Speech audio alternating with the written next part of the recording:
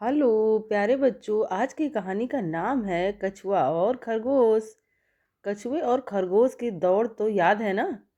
उस दौड़ के बाद जानवरों के पूरे राज्य में सभी कछुए और खरगोश के बारे में चर्चा करने लगे। आलस के कारण खरगोश दौड़ हार गया। अपनी मंजिल की ओर लगातार चलकर कछुआ जीत गया। अपनी जीत पर कछुआ इतराया नहीं।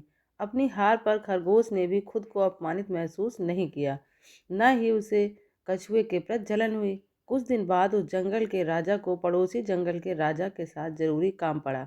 उनकी बातचीत तुरंत होनी जरूरी थी, लेकिन बहुत सारे कार्यों में उलझे होने के कारण राजा के लिए पड़ोसी राज्य जाना संभव नहीं था। अतः राजा ने खरगोश और कछुए को बुलाया और कहा, तुम दोनों में से किसी एक को पड़ोसी राज्य जाना पड़ेगा। मेरा संदेश उन्हें देकर उनका जवाब लेकर एक दिन के अंदर वापस आना होगा। पड़ोसी राज्य पहुंचने का रास्ता कांटों और पत्थरों से भरा था। बीच में दो नदियां भी थीं। कछुआ और खरगोश दोनों के लिए रास्ता आसानी से तय करना मुश्किल था। दोनों ने मिलकर ही योजना बनाई।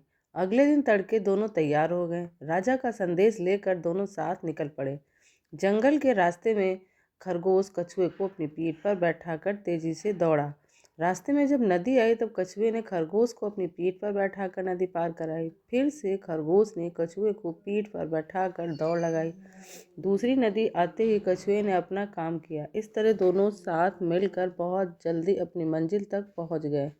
राजा से बातचीत करके वापस समय से पहले ही लौट आए। राजा ने दोनों की खूब प्रशंसा की। Thank you.